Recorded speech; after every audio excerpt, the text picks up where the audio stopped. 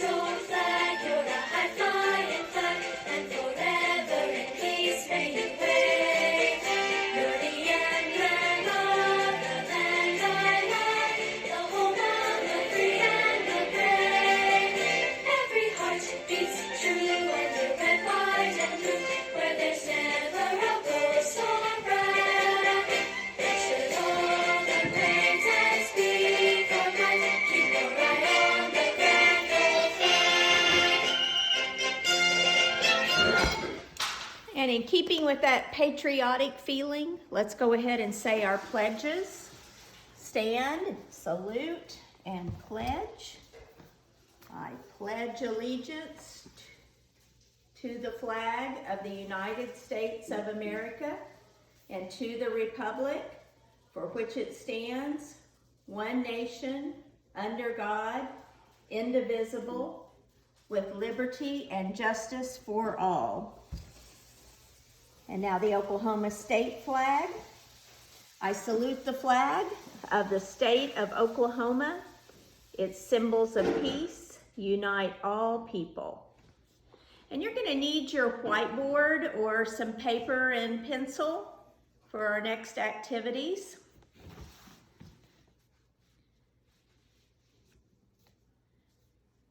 So we're just going to do a variety of things right now and then end with some math review.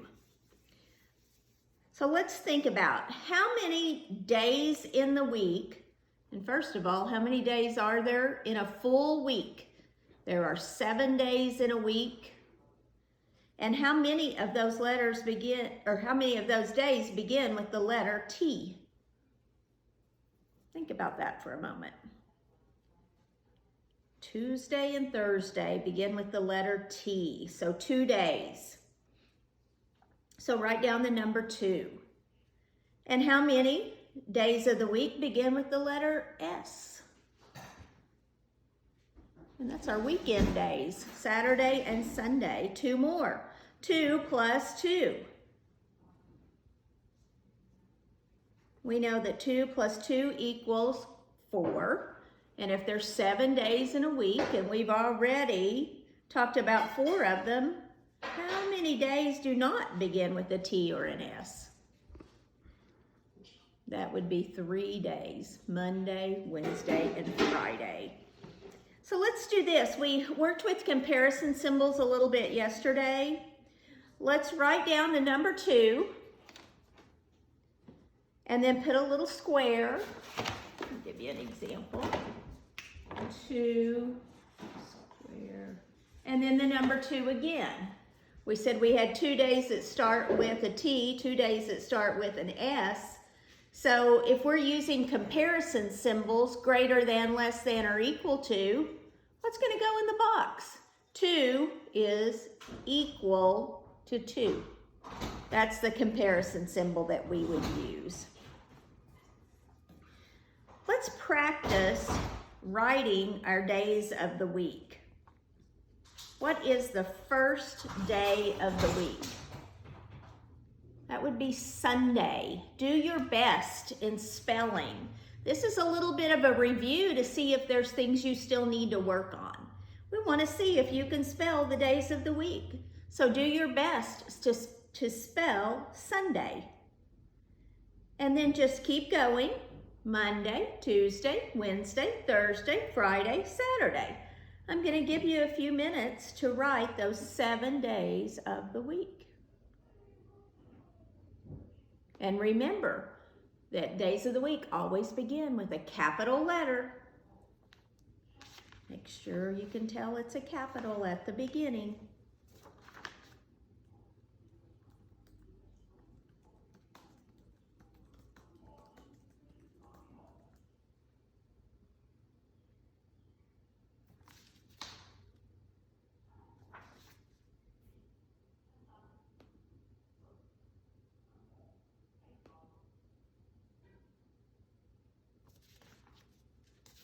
Sunday, Monday, Tuesday, Wednesday, Thursday, Friday, Saturday.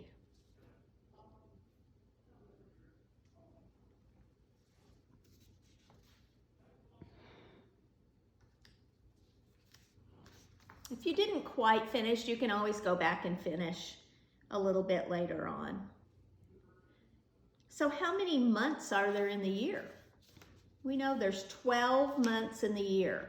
The good news is I'm not going to ask you to write down all of the months. I am going to ask you to write down the first month of the year. What's the very first month when we start a new year? It is January. January. See if you can spell January without me telling you how to. And remember, our months of the year also begin with capital letters. You're also going to write down the last month of the year, and that is the month that we have the Christmas holiday. That is December. Just do your best on spelling January and December.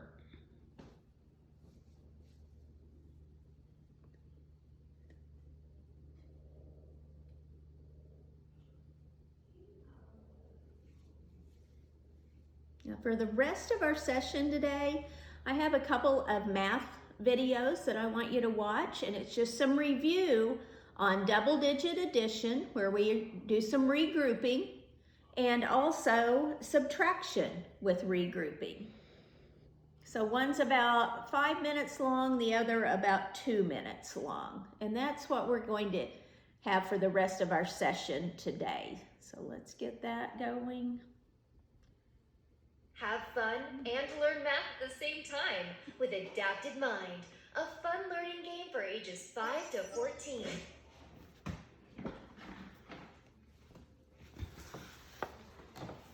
Hi kids! Today we are going to use our addition skills to learn more about place value. We will use place value to help us solve our story problems. Let's take a look over here and see what problems we have to solve. There are 2 classes in the 2nd grade. Mrs. Jenkins' class has 32 students and Mr. Smith's class has 27 students. We need to find out how many students are in the 2nd grade. What do I need to do to find out how many students there are in all? We need to add these numbers together. So we are going to add 32 plus 27. We have double-digit numbers here, and a really cool way to add these together is to use our knowledge of place value. Let's set up these numbers differently so we can see the place value for each number. Now to make sure we have the numbers in the correct spot, let's look at each number. If we look at the 32, we can see that the 3 is in the tens place and the 2 is in the ones place. Looking at the 27, we can see that the 2 is in the tens place and the 7 is in the ones place. So do we have them lined up correctly? Great! We do have them lined up correctly. And now we can use some base 10 blocks to help us add them together. So to get 32, we need 10, 20, 30. Now, I have the 3 in the tens place, but I still need the blocks for the ones place, so I need 2 of the ones blocks. Now on to the 27. We need to get 27 blocks, and we need to start in the tens place. So here is 10, 20. Now in the ones place, I need 7 of the ones blocks, so I get 1, 2, 3, 4, 5, 6, 7. We can now add these 2 groups together, but to do this, we need to be careful and stay within our place values. This means that we should not add the tens blocks with the ones blocks. So we are going to join all our tens place together, and then we will join all of our ones place together. Now that they are joined together or added together, we can now start counting them. Let's count the ones first. We have 1, 2, 3, 4, 5, 6, 7, 8, 9. Now let's count the tens we have. 1, 2, 3, 4, 5. So as we can see here, we have 9 ones and 5 tens. If you look at the math problem over here, you will see that 2 plus 7 is 9, and 3 plus 2 is 5. Isn't that really cool? Now let's look at a different problem. In this problem, we have 47 plus 29. Let's represent these numbers using our base 10 blocks. To get 47, how many tens blocks do we need? How many ones blocks do we need? If you said 4 tens and 7 ones, you are correct. We need 4 tens blocks and 7 ones blocks. Now to represent the number 29, how many tens blocks do we need? How many ones blocks? We need 2 tens blocks and 9 ones blocks. Now we do the same as before and put all of our tens together and all of our ones together. Let's start by adding our ones together. We have 1, 2, 3, 4, 5, 6, 7, 8, 9, 10. Now we need to stop here and remember what we learned about regrouping. We now have 10 ones, which is the same as one of our 10 blocks. We need to trade these in for a tens block. Remember, we can do this because 10 ones are the same as one of these 10 blocks. Let's start over and count our ones again. We have 1, 2, 3, 4, 5, 6. So we put the number 6 down here under the ones. Now we can count our tens. We have 1, 2, 3, 4, 5, 6, 7 tens. We can put the number 7 under the tens place. 47 plus 29 should equal 76. We can double check our work by looking at it the way we did before. If we look at the problem, we see that 7 plus 9 is 6. Wait, is that correct? No, 7 plus 9 is 16. But do you remember what we had to do when we counted out the 10 ones? We used our regrouping skills and traded the 10 ones for one of the blocks of 10. So we need to look at our 10 spot and put a 1 right here, because we had to trade the ones for 1 10. So if we add the tens column, we get 1 plus 4 plus 2. What does that equal? It equals 7. So 47 plus 29 equals 76. Great job! You guys are awesome! Remember that you will get better at this when you practice. So keep on practicing, keep learning, and we will see you next time. Okay, boys and girls, give me just a moment to skip ahead to Thank you for watching. little- Please share the video and subscribe. lesson on subtraction. Hope that was a good reminder to you on using our regrouping skills in addition. And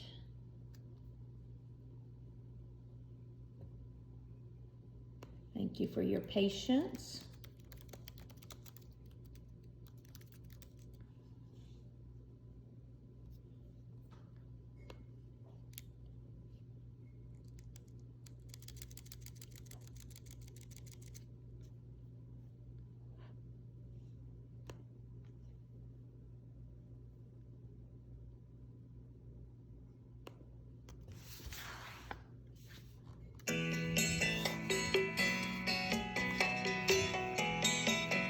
Hi kids! Today we are going to learn about regrouping with subtraction. Let's jump right in and get to learning. We are going to use place value to help us solve these problems today. In this problem, there are 45 students on the school bus. 17 students got off the first bus stop. How many students are left on the bus? To get started on this problem, let's first line the numbers up correctly. If we look at the 4 in the tens place, we need to remember that this represents 40 since it is in the tens place. The same goes for the 1 in 17. This 1 represents 10, and it is helpful to remember this as we are working the problem. Now that we have the numbers lined up correctly, let's represent these numbers using our place value blocks that I have. To get 45, we need 4 tens blocks. 10, 20, 30, 40. And 5 ones blocks. 1, 2, 3, 4, 5. So here we have our 45 blocks, and we know we need to subtract or take away 17 blocks. So let's start with subtracting the ones. How many ones do we need to subtract? We need to subtract 7, so let's do that. 1, 2, 3, 4, 5. Wait a minute. We can't take away 7 ones because we do not have 7 ones to take away. To solve this problem, we need to regroup. To regroup, we need to trade one of these tens blocks for 10 ones. Now we no longer have just 5 blocks. We have 15 blocks now. Now we can take away 7. How many ones does that leave? Let's count and see. 1, 2, 3, 4, 5, 6, 7, 8.